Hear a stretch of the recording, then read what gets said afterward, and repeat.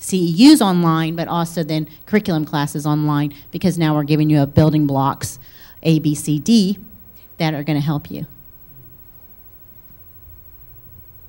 Okay, and anyone from this table like to chime in? Okay. Is that true? That's okay, learning from everyone, no problem. Okay.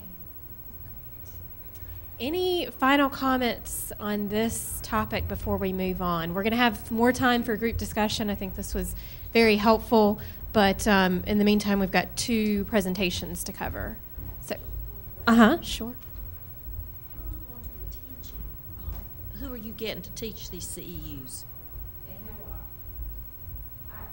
We're going through SACs, getting ready to go through SACs, and we've been told no overtime. We can't even teach, if it's over our required workload, we can't even teach CEUs. I think as things progress, you're going to find out more information about who will be eligible to present the CEUs. I think that's what we need to think at this point. It is really going to be a good thing, and the folks who are teaching the CEUs, they just won't get Judy Jane that's walking down the street. You're going to have a specialization in that area with experience, and that goes along with the adult educator certification requirements for folks who apply that.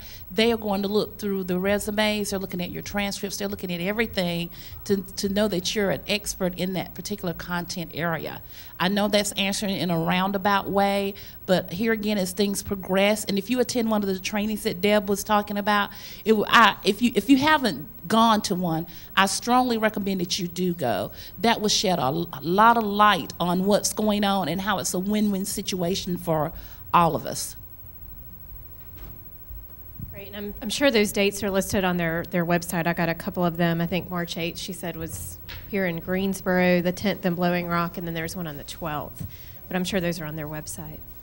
Okay, any last questions or comments? One quick comment about something that she says over and over is it's to supplement what you're doing in curriculum, not supplant what you're doing in curriculum. So like taking a topic like, environments like Rose is doing, which we talk about in curriculum classes, but we don't have necessarily a whole class to talk about it. And so, and online learning and your character education, it's talked about, but it's not a whole thing. So that's kind of, I think, the goal, and we just wanted you to know that these 2 were being developed at a state level so you don't develop them locally. Comment over here. And I wanted to back up what Sharon was saying. If you haven't been to the training, it's really good to go, because what Deborah really reinforced was that as you design the class, you can do some kind of survey at the beginning of who might be interested in, and you're tailoring that content. You can actually tailor that content to what they need. Is to help the providers out there in areas where in the community college system before, we haven't been able to get all that meat covered in our class. I know you would probably all agree that in any class, there's so much content, it's hard to cover all that material.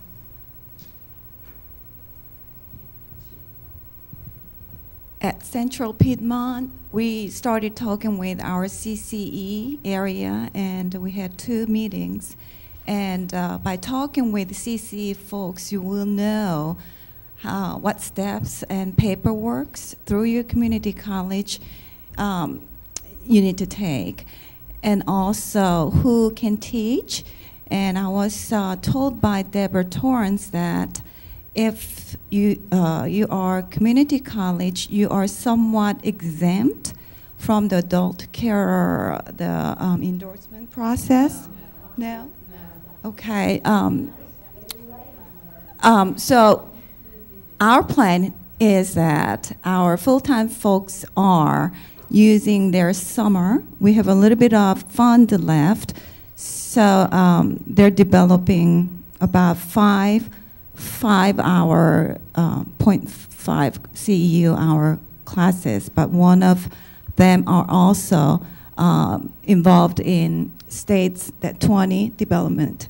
What I wanted to say is pointing out was that the community, right, needs assessment. Our recruiter and had a great idea, and also our faculty say that let's get the demands assessed first. So we are having focus group of directors or regional coordinators of the child care providers. So we're getting their share to share with us what their employees really need. So that's in our plan. I wanted to share that. I think we're excited to hear what they have to say, what topics and contents and educations they will need for their own supervisors and employees. Thank you. Any other comments, questions?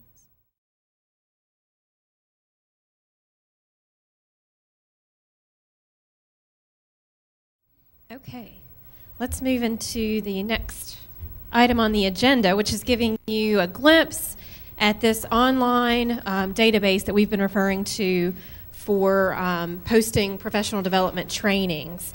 And we're really excited about this because we mentioned in sort of the opening and framing remarks about when we did the assessment of the field and surveyed providers, there was a real lack of awareness about what offerings were out there, not just with community colleges, but with workshops, conferences, and other trainings for school-age providers. So we wanted to recognize that need, and as a result, the After School Professional Development Work Group, one of our initial projects was around creating an inventory of all after-school trainings and professional development offerings in the state.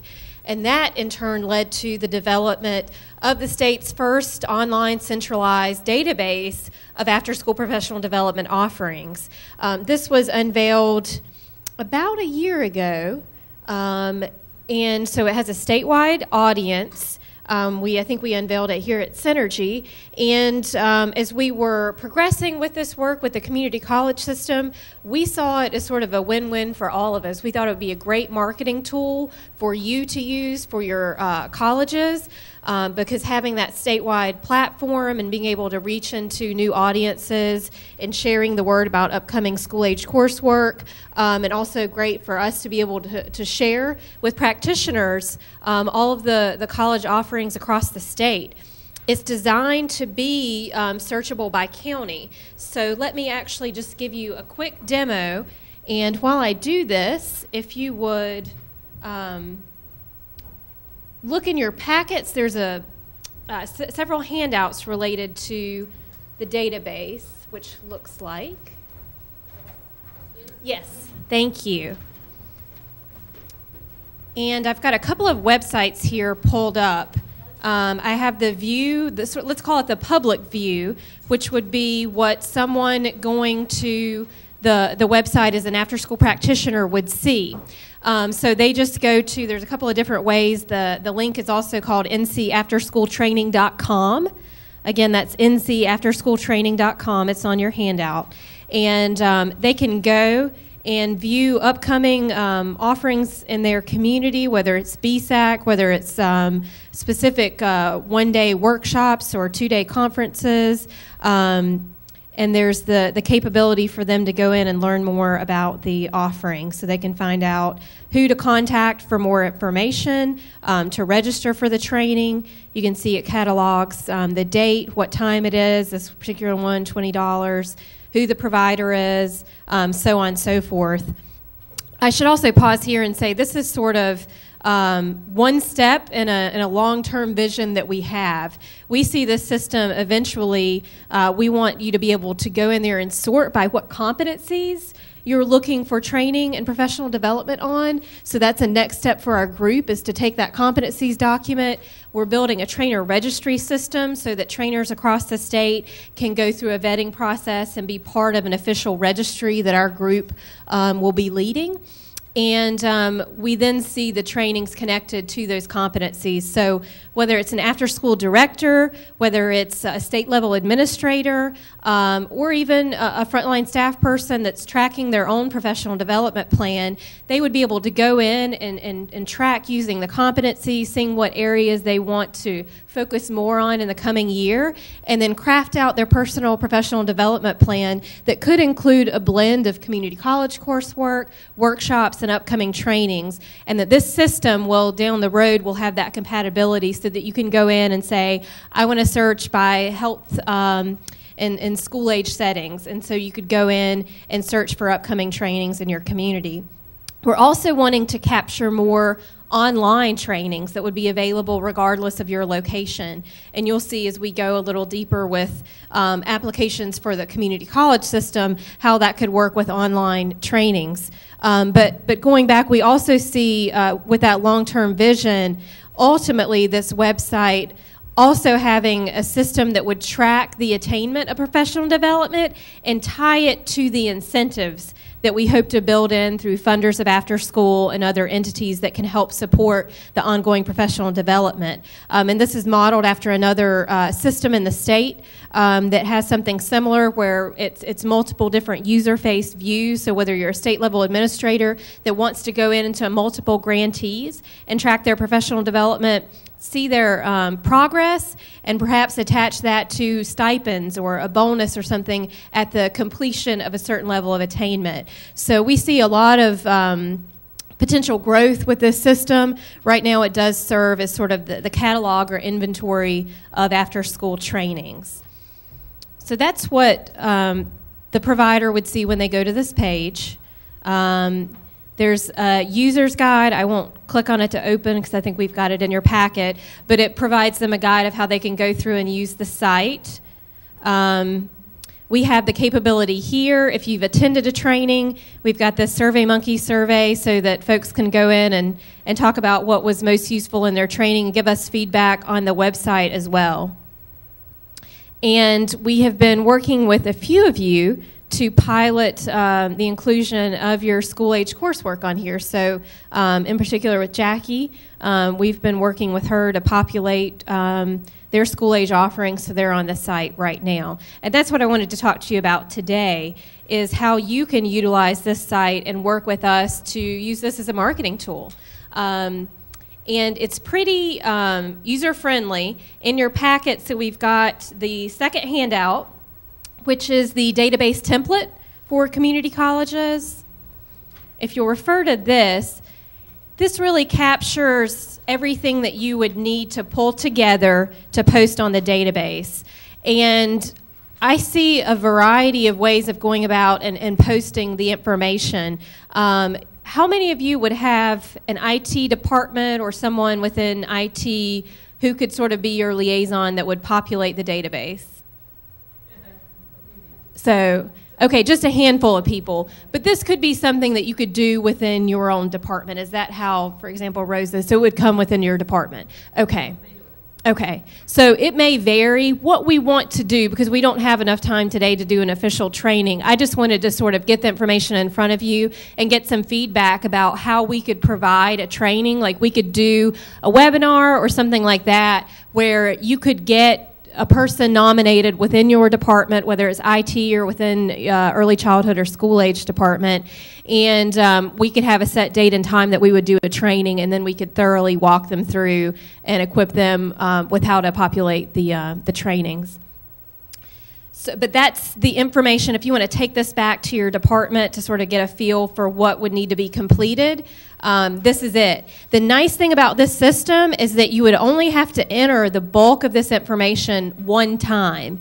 So if you've got a course that's going to occur every semester, you will only have to enter it one time. And then there's just basic information such as maybe the day of the week or the hour is going to change, the instructor could change, just some basic information like that. So the populating with information about what's in the course and all of that would stay in there, and you would just have the ability to go in and have to do more just check-ins and updates every semester, and of course for the summer. Included a user's guide in your packet that's also available online. And for those of you who need a more formal relationship or paperwork or what have you, just a sample MOA, MOU, that if that's something that would be required for your college to enter into a partnership, we can have those discussions offline, but we do have that available, and there's a couple of organizations that do need more of a formal relationship, so we can certainly arrange that. But let me just, running out of time here, let me just quickly show you